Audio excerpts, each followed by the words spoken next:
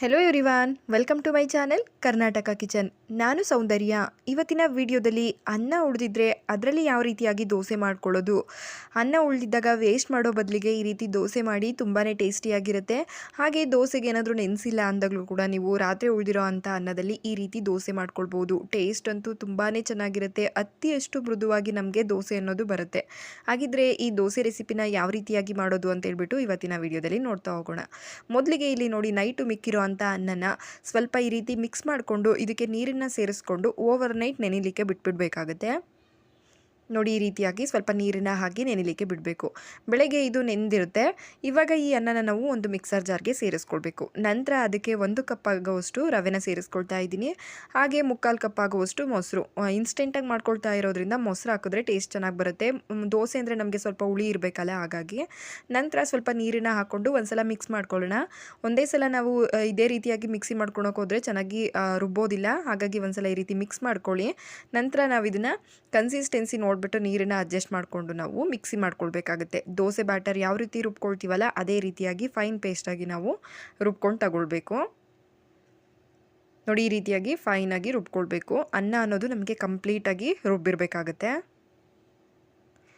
ನಂತರ ಇದನ್ನು ಬೇರೆ ಒಂದು ಬೌಲ್ಗೆ ಟ್ರಾನ್ಸ್ಫರ್ ಮಾಡ್ಕೊಳ್ತಾ ಇದ್ದೀನಿ. ತುಂಬ ಇನ್ಸ್ಟೆಂಟಾಗಿ ಮಾಡ್ಕೊಳ್ಳೋ ಅಂಥದ್ದು. ಹಾಗೆ ನೀವು ದೋಸೆ ತಿಂತಾ ಇದ್ದರೆ ಅಷ್ಟು ಸಾಫ್ಟಾಗಿರುತ್ತೆ. ಒಂದ್ಸಲ ಟ್ರೈ ಮಾಡಿ ನೋಡಿ. ನಂತರ ಇದನ್ನು ಒಂದು ಬೌಲ್ಗೆ ಟ್ರಾನ್ಸ್ಫರ್ ಮಾಡ್ಕೊಂಡಿದ್ದಾದಮೇಲೆ ಇದಕ್ಕೆ ರುಚಿಗೆ ಎಷ್ಟು ಬೇಕು ನೋಡಿ ಉಪ್ಪನ್ನು ಕೂಡ ಹಾಕ್ಕೊಳ್ಬೇಕು. ಹಾಗೆ ಅಡುಗೆ ಸೋಡಾ ಇನ್ಸ್ಟೆಂಟಾಗಿ ಮಾಡ್ತಾ ಇರೋದ್ರಿಂದ ಹಾಕ್ಕೊಳ್ಬೇಕಾಗುತ್ತೆ. ನೋಡಿ, ಈ ರೀತಿಯಾಗಿ ಹಾಕ್ಕೊಂಡಿದ್ದಾದಮೇಲೆ ಚೆನ್ನಾಗಿ ಮಿಕ್ಸ್ ಮಾಡ್ಕೊಳ್ಳಿ. ದೋಸೆ ಬ್ಯಾಟರ್ ಅದನ್ನು ನೋಡಿಬಿಟ್ಟು ನೀವು ನೀರು ಬೇಕಿದ್ದರೆ ಸ್ವಲ್ಪ ನೀರನ್ನು ಸೇರಿಸ್ಕೊಳ್ಳಿ. ನೋಡಿ, ಈ ಹದದಲ್ಲಿದ್ದರೆ ಕರೆಕ್ಟಾಗಿದೆ ದೋಸೆ ಬ್ಯಾಟರ್ ಅನ್ನೋದು. ನೀರು ಬೇಕು ಅಂತ ಅನಿಸಿದ್ರೆ ಸ್ವಲ್ಪ ಗಟ್ಟಿಯಾಗಿದ್ದರೆ ಮಾತ್ರ ನೀರನ್ನು ಹಾಕ್ಕೊಳ್ಳಿ. ನಂತರ ಇವಾಗ ದೋಸೆ ಬ್ಯಾಟರ್ ನೋಡ್ತಾ ಇದ್ರಲ್ಲ, ಕರೆಕ್ಟಾಗಿ ರೆಡಿ ಆಗಿದೆ. ಇವಾಗ ನಾವು ದೋಸೆನ ಹಾಕ್ಕೊಳ್ಬೇಕಾಗುತ್ತೆ. ಕಾವಲಿ ಕೂಡ ಬಿಸಿಯಾಗೋದಕ್ಕೆ ಇಟ್ಟಿದ್ದೀನಿ. ಈ ರೀತಿ ಈ ಹದದಲ್ಲಿ ಇರಬೇಕು ನಮಗೆ. ನೀವು ಸೆಟ್ ದೋಸೆ ರೀತಿ ಮಾಡ್ಕೊಳ್ತೀರಾ ಅಂದರೆ ಸ್ವಲ್ಪ ಗಟ್ಟಿಯಾಗಿರಲಿ ಬ್ಯಾಟರು. ನಾರ್ಮಲಾಗಿ ಮಾಡ್ಕೊಳ್ತೀವಿ ಅಂದರೆ ಈ ಹದದಲ್ಲಿದ್ದರೆ ಸಾಕಾಗುತ್ತೆ. ನಂತರ ಇವಾಗ ದೋಸೆ ಪ್ಯಾನ್ ಕೂಡ ಕಾಯಲಿಕ್ಕೆ ಇಟ್ಟಿದೆ. ಕಾಯ್ದಿರೋ ಅಂಥ ಹೆಂಚ್ ಮೇಲೆ ನಾವು ಇವಾಗ ದೋಸೆನ ಹಾಕ್ಕೊಳ್ಳೋಣ. ನೋಡ್ತಾ ಇದ್ದೀರಲ್ಲ ನೀವೇ, ನಾವು ಎಷ್ಟು ಅಗಲ ಕೂಡ ಮಾಡ್ಕೊಳ್ಬೋದು. ತುಂಬ ಪರ್ಫೆಕ್ಟಾಗಿ ಬರುತ್ತೆ. ಮೇಲ್ಗಡೆ ಸ್ವಲ್ಪ ಎಣ್ಣೆನೇ ಹಾಕ್ಕೊಂಡು ಒಂದು ಸೈಡ್ ಬೆಂದಿದ್ದಾದಮೇಲೆ ಟರ್ನ್ ಮಾಡಿ ನೀವು 2 ಸೈಡು ಬೇಯಿಸ್ಕೊಂಡ್ರೆ ಇನ್ಸ್ಟೆಂಟಾಗಿ ಅನ್ನದಿಂದ ಮಾಡಿರೋ ದೋಸೆ ರೆಡಿ ಆಗಿಬಿಡುತ್ತೆ. ಇದನ್ನು ಅನ್ನದಿಂದ ಮಾಡಿರ್ತೀರಾ ಅಂತ ಯಾರಿಗೂ ಗೊತ್ತಾಗೋದಿಲ್ಲ, ಅಷ್ಟು ಚೆನ್ನಾಗಿರುತ್ತೆ. ಹಾಗೆ ಇದು ನಿಮಗೆ ನಾರ್ಮಲ್ ದೋಸೆ ರೀತಿಲಿ ಅಂದರೆ ಅಕ್ಕಿನ ನೆನೆಸ್ಬಿಟ್ಟು ಮಾಡ್ತೀವಲ್ಲ ಆ ದೋಸೆ ರೀತಿಲಿ ಗರ್ಗರಿಯಾಗಿ ಬರೋದಿಲ್ಲ. ತುಂಬಾ ಸಾಫ್ಟಾಗಿ ಬರುತ್ತೆ. ಸಾಫ್ಟಾಗಿ ತಿನ್ನೋವಂಥ ದೋಸೆನ ಇಷ್ಟಪಡೋರು ಖಂಡಿತವಾಗೂ ಟ್ರೈ ಮಾಡ್ಬೋದು. ಹಾಗೆ ಇದಕ್ಕೆ ಈ ಟೊಮೊಟೊ ಚಟ್ನಿ, ಕೆಂಪು ಚಟ್ನಿ ಬರುತ್ತಲ್ಲ, ಅದು ತುಂಬ ಒಂದು ಒಳ್ಳೆ ಕಾಂಬಿನೇಷನ್ ಆಗಿರುತ್ತೆ. ನಾನು ಈ ವಿಡಿಯೋದಲ್ಲಿ ಚಟ್ನಿ ಯಾವ ರೀತಿಯಾಗಿ ಮಾಡೋದು ಅಂತ ತೋರಿಸಿಲ್ಲ. ನಿಮ್ಗೆ ಏನಾದರೂ ಚಟ್ನಿ ರೆಸಿಪಿ ಬೇಕು ಅಂತ ಅಂದರೆ ಕಮೆಂಟನ್ನು ಹಾಕಿ.